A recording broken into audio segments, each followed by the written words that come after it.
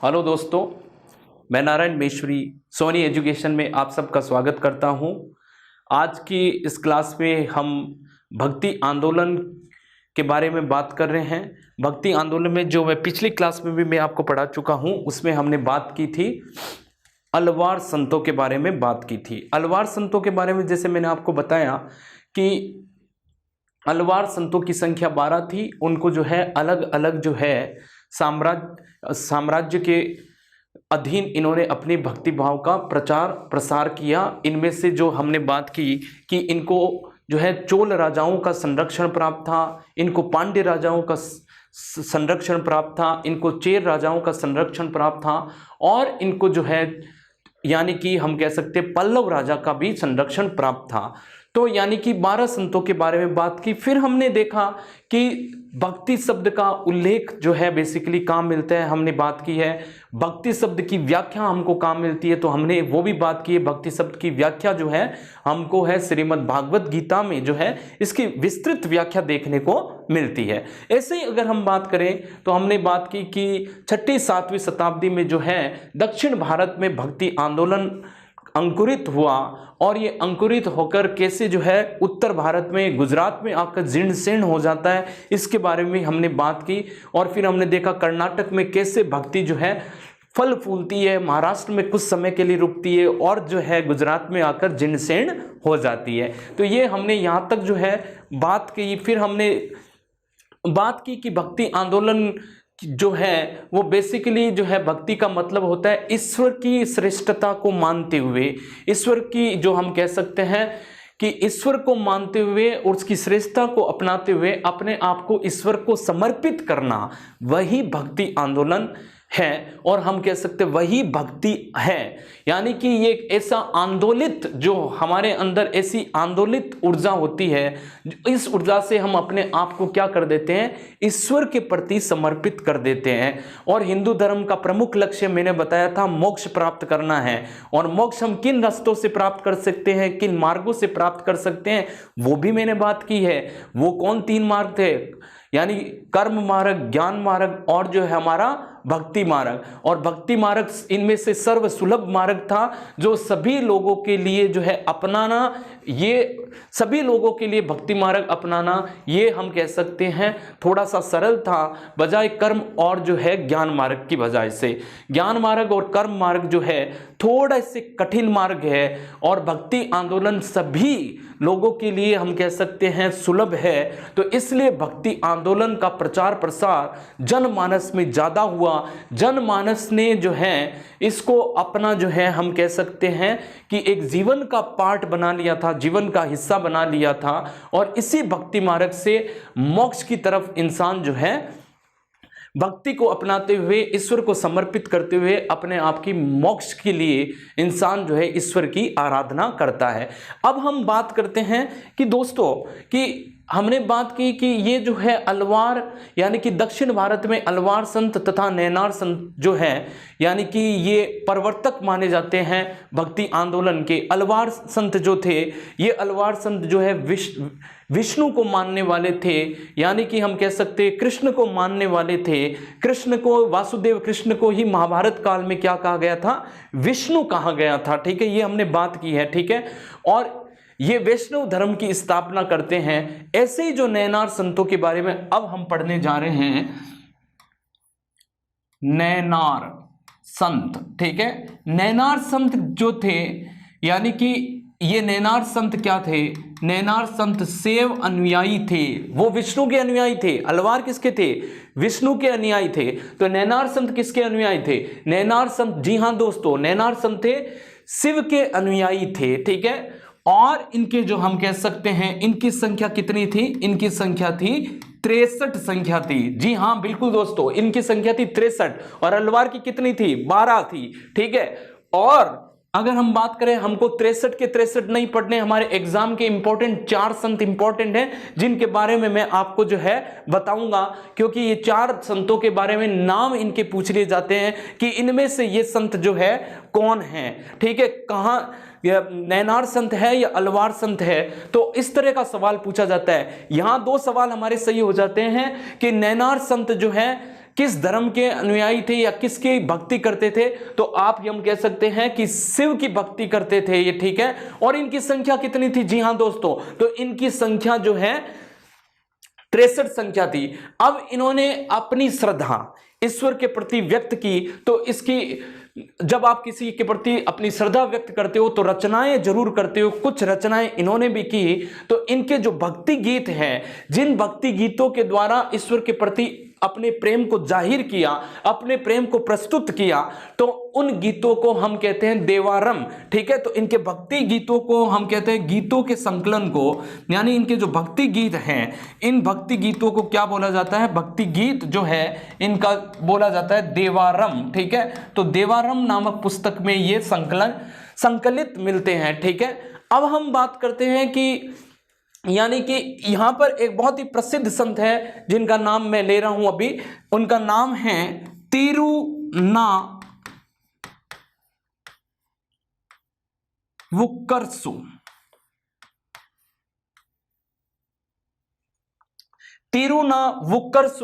तिरुनावुक्करसु जो है बहुत ही प्रसिद्ध जो है शैव जो है धर्म के संत थे या नैनार संत थे। यानी तिरुनावुक्करसु दोस्तों, इन संत के बारे में ऐसा बोला जाता है कि ये पहले जो थे जैन भिक्षु थे। क्या थे, जैन भिक्षु थे, ठीक है। इनको हो गया था जैन भिक्षु, इनको असाध्य रोग हो गया था, यानी कि ये ऐसे रोग से पीड़ित हो गए थे जिनका उपचार संभव नहीं था। तो इन्होंने अपने आप को जो है शिव की भक्ति में लीन किया। तो अपने इनकी भक्ति को जो है दास भक्ति कहा जाता है। तो अपने को दास मानकर शिव की आराधना की और ये जो है ठीक हो जाते हैं। तो इन्होंने जो है यानी कि हम कह सकते हैं महेंद्र वर्मन, ठीक है, यानी कि महेंद्र वर्मन जो थे शासक, चोल वंश के शासक महेंद्र वर्मन, इनको जो है महेंद्र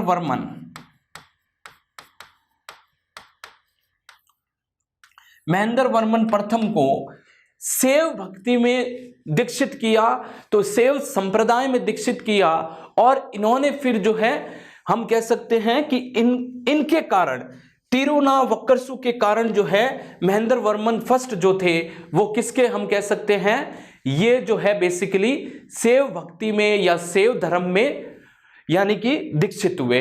तो दोस्तों आई एम सॉरी, ये पल्लव वंश के राजा, तो पल्लव वंश के राजा महेंद्र वर्मन फर्स्ट को, प्रथम को इन्होंने क्या किया, इन्होंने जो है शैव धर्म में दीक्षित किया। तो यहां से हम बात करते हैं कि तिरुनावुक्करसु के बाद में एक और संत का हम बात करते हैं जिनका नाम था तिरुज्ञान समंदर। तो तिरुज्ञान समंदर जो थे, जी हाँ दोस्तों, ये तिरु बड़ा फेमस नाम है दक्षिण भारत में, ठीक है।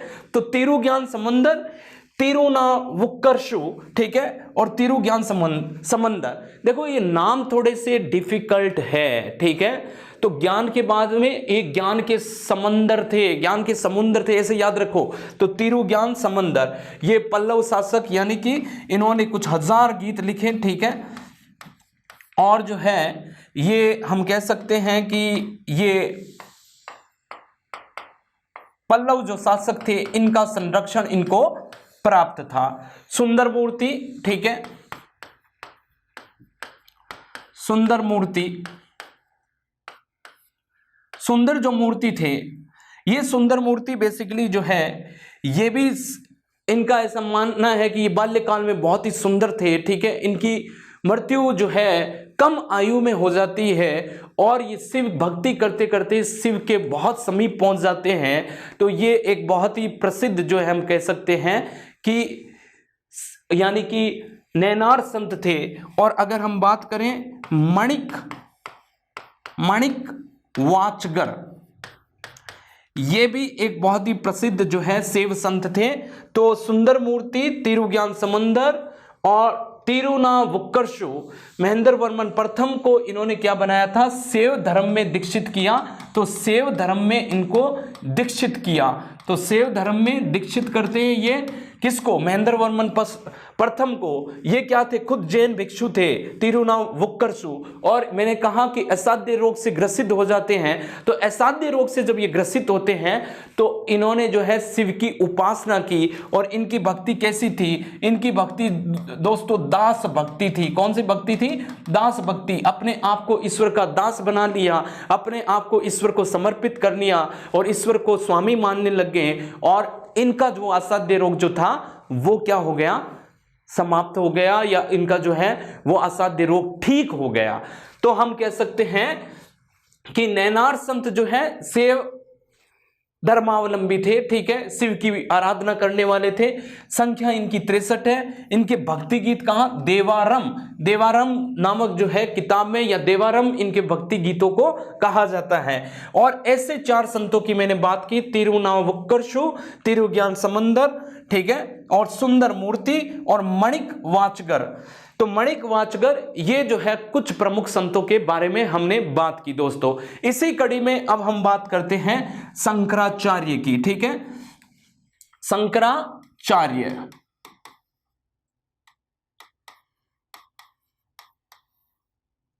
जी हां दोस्तों, शंकराचार्य की बात करते हैं। जब हम बात करते हैं शंकराचार्य की, तो शंकराचार्य का जन्म यानी कि 8वीं शताब्दी के ये संत हैं। 8वीं शताब्दी के ये संत शंकराचार्य, जन्म 788 ईस्वी में हुआ इनका जन्म। तो 788 ईस्वी में इनका जन्म होता है। और जन्म स्थान जो है इनका, जन्म स्थान कल्लाड़ी, ठीक है, कल्लाड़ी यानी केरल में एक जगह है, और केरल का एक छोटा सा गांव कल्लाड़ी में इनका जन्म हुआ, ठीक है, केरल। इनके पिता का नाम जो है,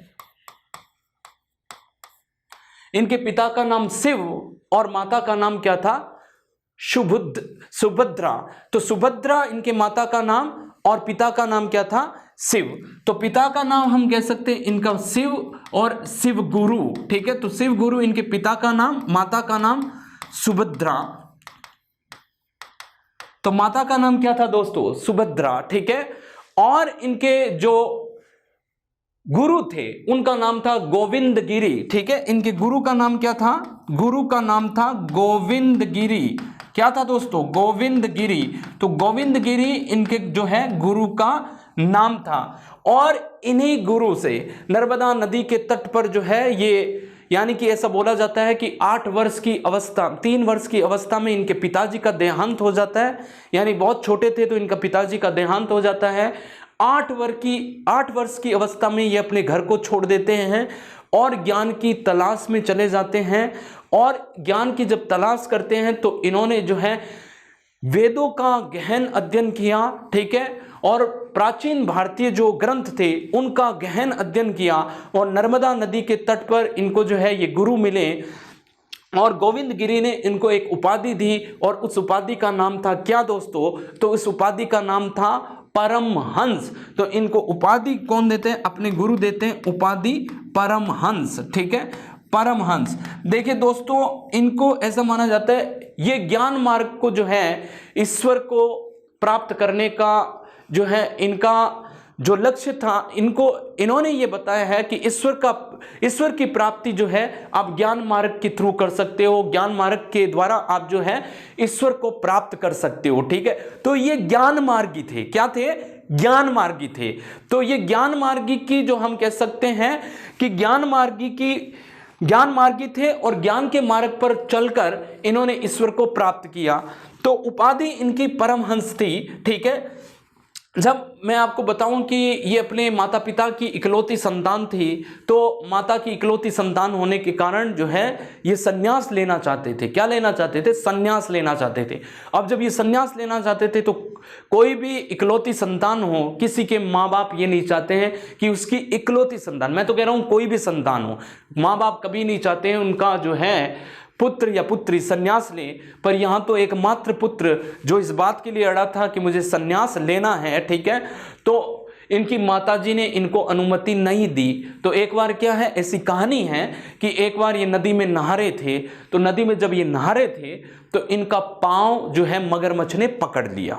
तो पाँव मगरमच्छ ने पकड़ लिया, तो इन्होंने जो है, इनकी माताजी वहीं जो है नदी के किनारे खड़ी थी, तो ये इन्होंने जो है जोर से चिल्लाया कि माताजी मुझे सन्यास का जो है अनुमति दे दो, अगर आप मुझे सन्यास की अनुमति दे दोगे तो ये मगरमच्छ मेरा पाँव छोड़ देगा।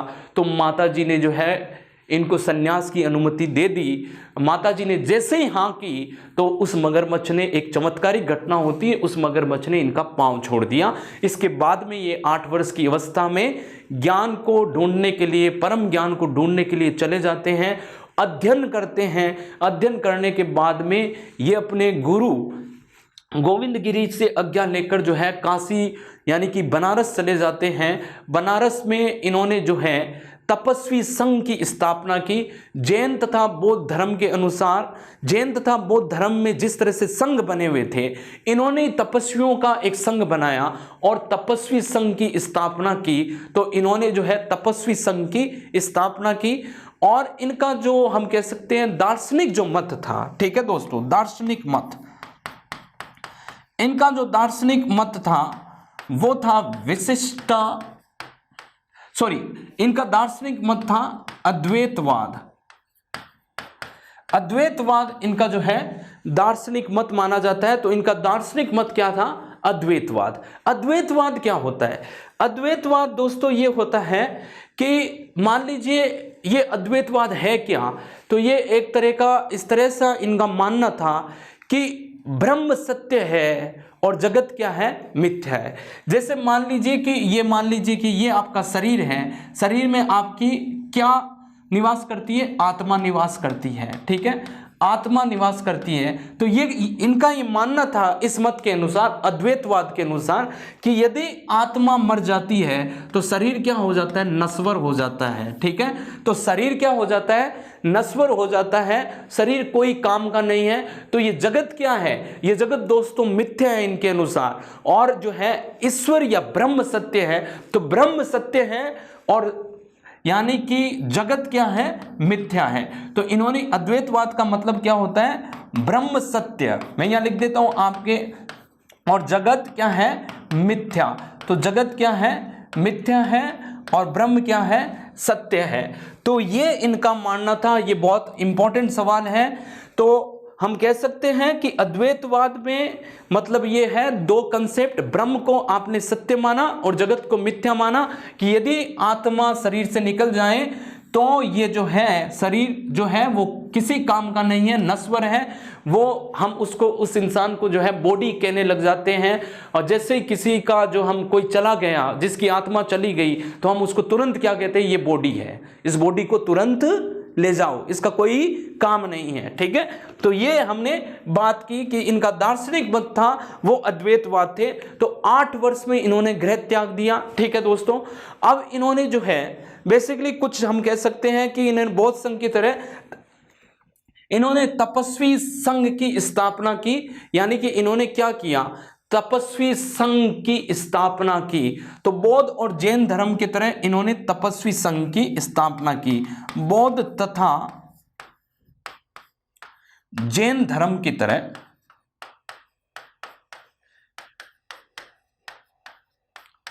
तपस्वी संघ की स्थापना की। तो इन्होंने भी तपस्वी संघ की स्थापना की, बौद्ध तथा जैन धर्म की तरह, ठीक है। तो बौद्ध तथा जैन धर्म की तरह इन्होंने भी क्या किया? तपस्वी संघ की स्थापना की।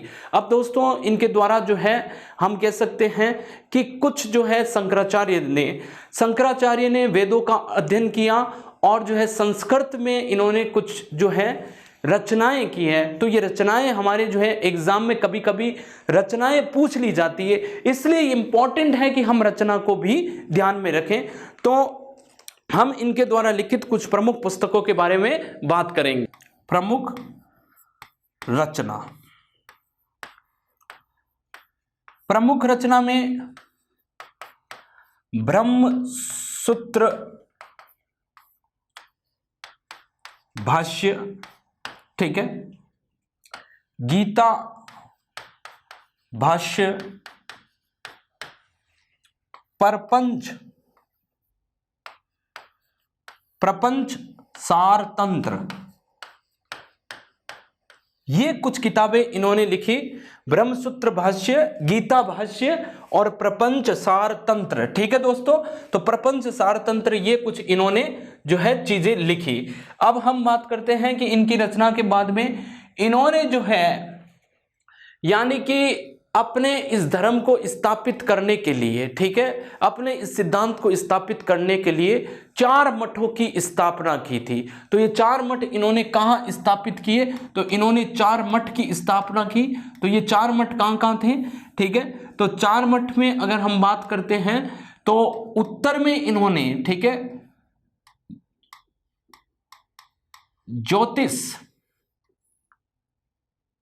ज्योतिष मठ की स्थापना की।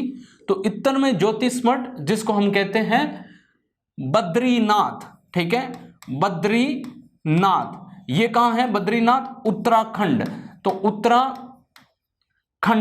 उत्तराखंड में इन्होंने क्या किया? बद्रीनाथ पीठ की स्थापना की। पूर्व में इन्होंने, जैसे हमने कहा कि उत्तर और ये पूर्व में इन्होंने गोवर्धन पीठ की स्थापना की। कौन से पीठ की? गोवर्धन पीठ की, यानी कि बलराम और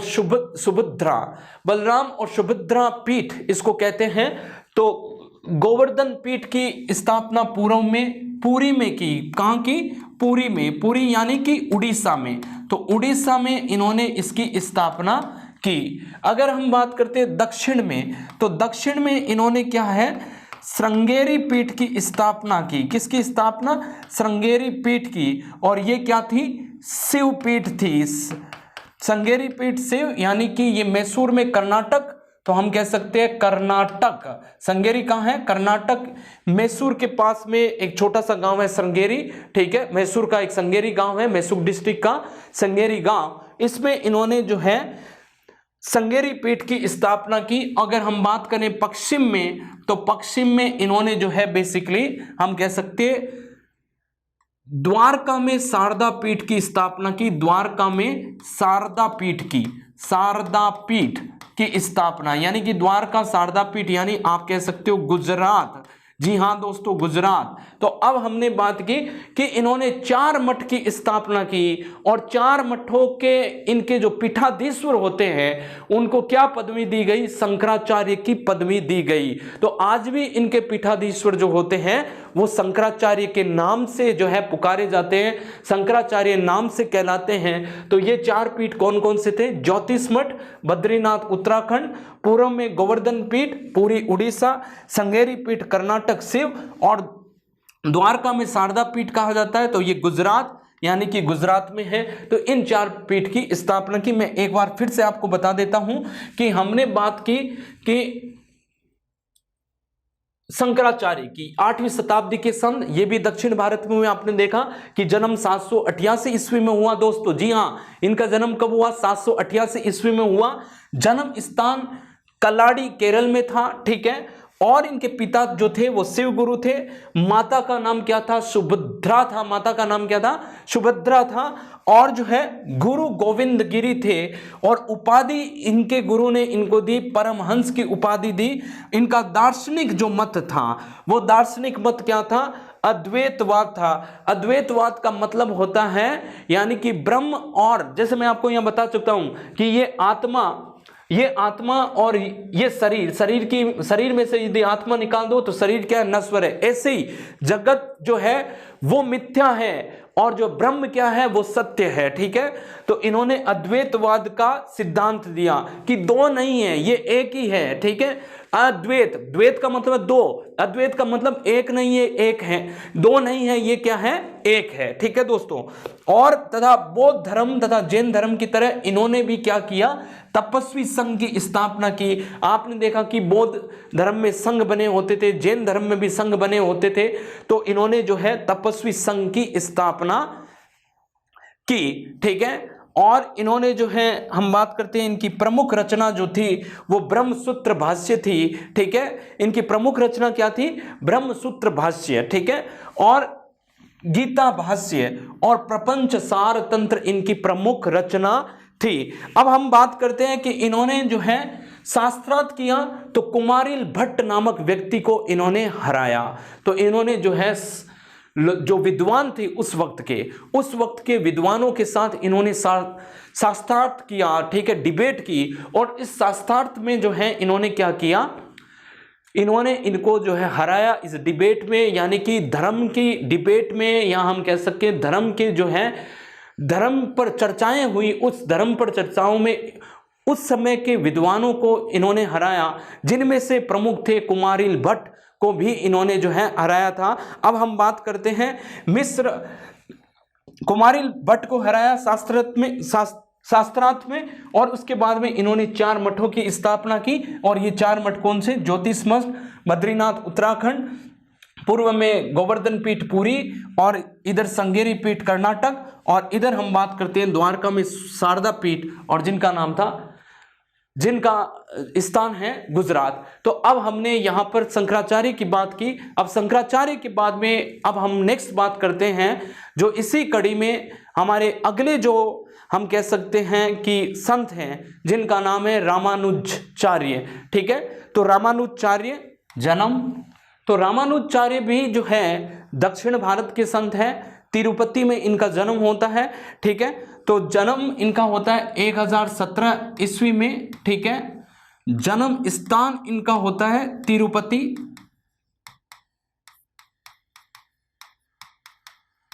तो जन्म स्थान इनका क्या होता है दोस्तों? जन्म स्थान होता है तिरुपति, ठीक है। और इनको हम कह सकते हैं इनके गुरु जो थे, ठीक है, इनके 2 गुरु थे, यानी कि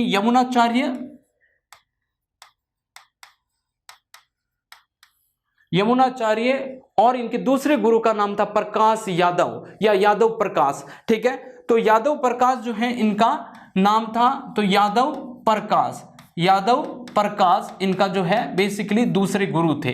तो यमुनाचार्य और यादव प्रकाश इनके 2 गुरु थे, और इन्हीं दोनों गुरु से इन्होंने शिक्षा दीक्षा लेकर और जो है ज्ञान के मार्ग पर चले, ठीक है। और इन्होंने जो है हम कह सकते हैं इनका जो दार्शनिक मत था वो था बेसिकली दोस्तों विशिष्टाद्वैतवाद, ठीक है।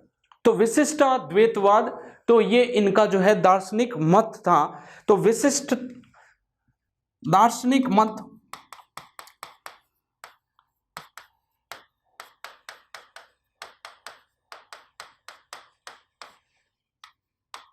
द्वैतवाद, ठीक है। तो विशिष्टाद्वैतवाद जो है इनका ये दार्शनिक मत था। विशिष्टाद्वैतवाद का मतलब क्या होता है दोस्तों? जी हाँ, घबराने की जरूरत नहीं, पर हमको ये समझना बहुत जरूरी है, ठीक है। इनका संप्रदाय क्या था? संप्रदाय, तो इनका संप्रदाय जैसे राम से आप याद करो तो श्री राम जैसे हम करें, तो इनका संप्रदाय था श्री संप्रदाय। तो इनका संप्रदाय कौन सा था? श्री संप्रदाय की स्थापना इन्होंने की। और विशिष्टाद्वैतवाद इनका जो है दार्शनिक मत था। जैसे हमने शंकराचार्य की जो है बात की, तो शंकराचार्य में हमने पढ़ा कि शंकराचार्य का अद्वैतवाद था, और इनका क्या है? विशिष्टाद्वैतवाद। यानी कि 2 तो है, पर ये क्या है? विशिष्ट है, अपने आप में अलग है। तो इन्होंने ये बताया कि ब्रह्मा और जगत ये दोनों अलग अलग नहीं है, ये एक ही है। यानी कि ये 2 अलग अलग नहीं है, ठीक है। ये दोनों जो है यानी कि अलग अलग नहीं होकर ये एक है। और दूसरी बात ये है, इनमें इन्होंने ये बताया कि यानी कि आत्मा जो है वो आत्मा पृथक रूप से जो है जन्म नहीं लेती है, ये ईश्वर में से ही जन्म लेती है, ठीक है। तो ये मानते हैं कि जगत भी उतना ही सत्य है जितना कि जो है ईश्वर सत्य है। तो ये इनका दार्शनिक मत था। विशिष्टाद्वैतवाद इनका क्या होता है? दार्शनिक मत होता है दोस्तों।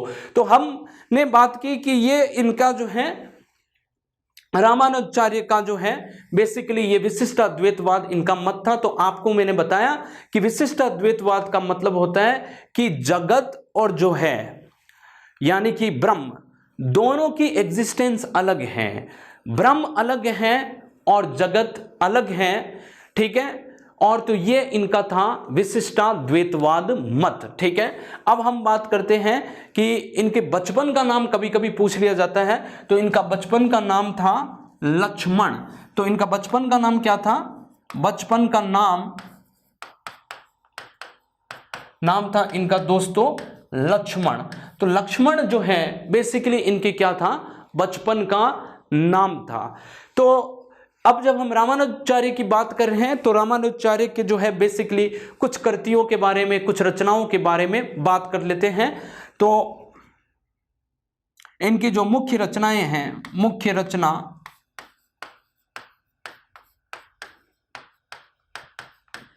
वेदांत सार, ठीक है, वेदांत दीप, और एक इन्होंने लिखी है ब्रह्मसूत्र भाष्य, ठीक है, जिसको बोला जाता है श्री भाष्य। क्या बोला जाता है? श्री भाष्य बोला जाता है, ठीक है। तो ब्रह्मसूत्र भाष्य को इनका क्या बोला जाता है? श्री भाष्य बोला जाता है, ठीक है। तो इन्होंने ये बताया है कि जगत जीव, यानी इनका विशिष्ट द्वैतवाद क्या है कि जगत जीव और ब्रह्म तीनों का संबंध है, और ये तीनों एक है। क्या है? तीनों का संबंध है, तीनों एक है, यानी कि तीनों ही एक है। यानी इनका विशिष्ट द्वैतवाद है कि ब्रह्म जगत, और जो है ब्रह्म यानी कि ईश्वर, जगत यानी कि ये संसार, और जीव यानी कि ब्रह्म जगत और जीव, तो जीव यानी कि हम सब, और जगत में क्या है? प्रकृति तत्व भी आ जाते हैं, ठीक है, यानी कि प्रकृति तत्व पेड़ पौधे ये सब आ जाते हैं, जीव में हम जैसे लोग आ जाते हैं, ब्रह्म यानी ईश्वर आ जाते हैं। तो ये तीनों एक हैं, ठीक है, और तीनों एक होते हुए भी अलग अलग है, ठीक है। तो ये इन्होंने अपना जो है मत दिया विशिष्टा द्वैतवाद में। एक बार हम बात कर लेते हैं रामानुजाचार्य की।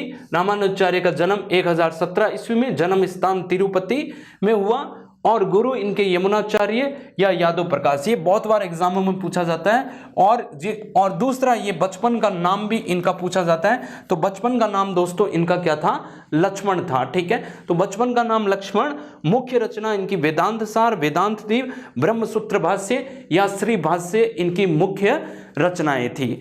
अब हम बात करते हैं यहां से कि अगर हम आगे की बात करते हैं, तो अगर हम आगे की बात करते हैं तो माधवाचार्य के बारे में बात करते हैं। हमारे एक और संत माधवाचार्य,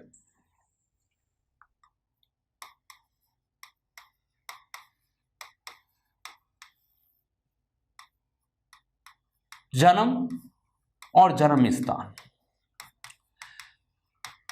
तो माधवाचार्य का जन्म जो है, जन्म स्थान उडुपी, उडुपी यानी कि हम कह सकते हैं उडुपी कर्नाटका में। तो जन्म स्थान उडुपी कर्नाटक, ठीक है। तो उडुपी कर्नाटक में इनका जन्म होता है, और ये जो है एक बहुत ही बेहतरीन संत माने जाते हैं, बहुत ही चमत्कारिक संत जो है में गिनती माधवाचार्य की भी होती है।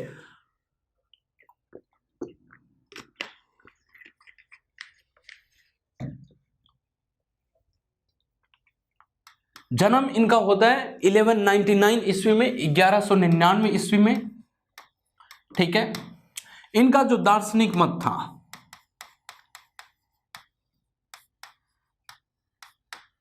दार्शनिक मत था द्वैतवाद।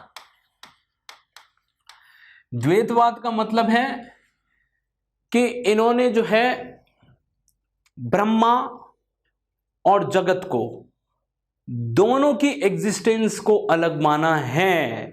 यानी कि देखो, इन्होंने भी विशिष्ट द्वैतवाद में और द्वैतवाद में अंतर क्या है?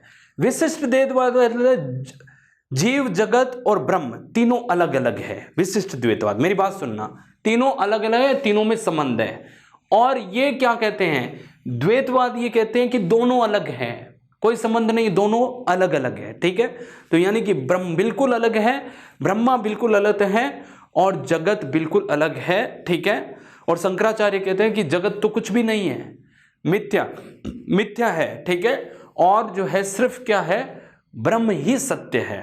ये दोनों को सत्य मानते हैं कि ब्रह्म भी सत्य है। द्वैतवाद का मतलब क्या है? ब्रह्म भी सत्य है, ठीक है, यानी ब्रह्म को भी सत्य मानता है। द्वैतवाद दोनों को सत्य मान रहे हैं, ब्रह्म को सत्य मान रहे हैं और जगत को भी एकदम मिथ्या नहीं बता रहा है, जगत को भी सत्य मान रहा है। तो प्रगति तत्व को, जड़ तत्व को भी वो सत्य मान रहा है द्वैतवाद, ठीक है, और जो है ईश्वर तत्व को भी सत्य मान रहा है। और अद्वैतवाद में क्या मान रहा है? अद्वैतवाद मान रहा है दोस्तों कि जगत तो मिथ्या है, बिल्कुल मिथ्या है, ठीक है, ये ब्रह्म है जगत तो, और जो है सच क्या है? ईश्वर है। और विशिष्ट द्वैतवाद इन तीनों की एग्जिस्टेंस को जो है अलग अलग मानता है, ठीक है, तो इन तीनों की एग्जिस्टेंस को अलग अलग मानते हुए इनमें आपस में संबंध बताता है। ये तीन चीज हमको ध्यान में हो गई है, हमको जो है समझ जानी चाहिए बहुत शांति के साथ, बहुत ज्यादा कंफ्यूज होने की जरूरत इसमें कहीं भी नहीं है।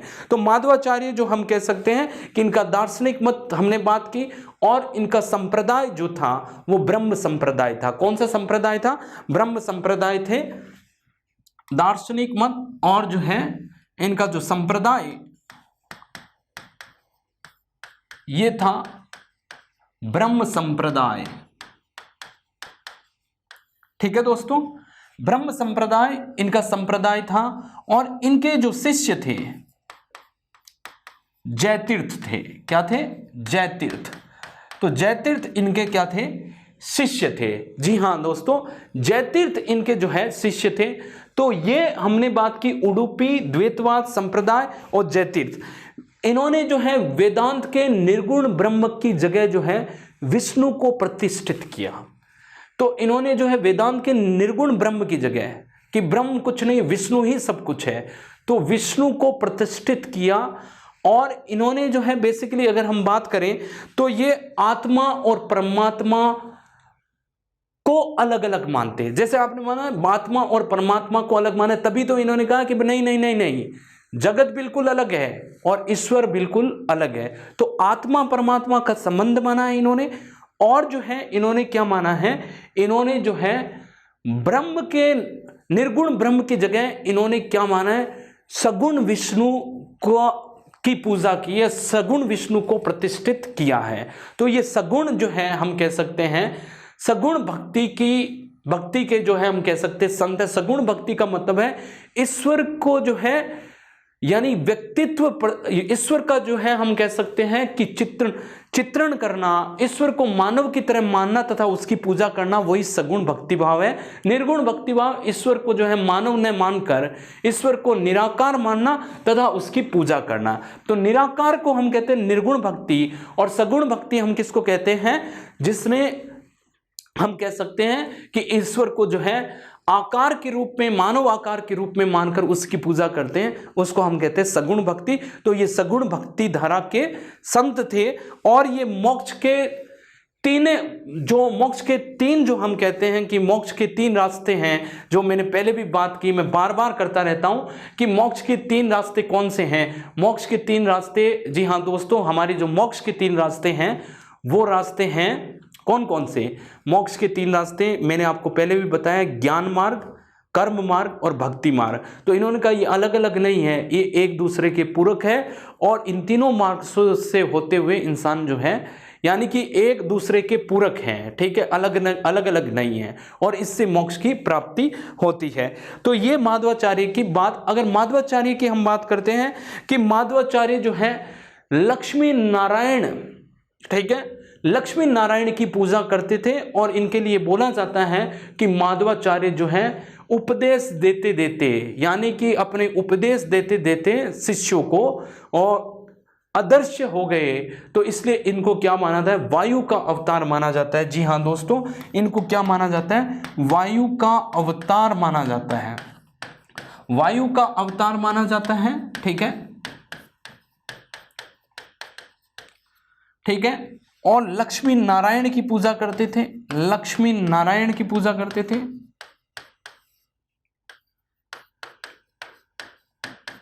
लक्ष्मी नारायण की ये पूजा करते थे। और ये जो है बेसिकली कि इन्होंने जो है मैंने कहा आत्मा और परमात्मा को अलग अलग माना है, ठीक है। और इन्होंने निर्गुण ब्रह्म की जगह इन्होंने जो है विष्णु को प्रतिष्ठित किया है। ये बात मैंने आज इस क्लास में आपको बताई। अगली क्लास में हम बात करेंगे हमारे कुछ प्रमुख जो हैं संत के बारे में, इन संतों के बारे में हम बात करेंगे।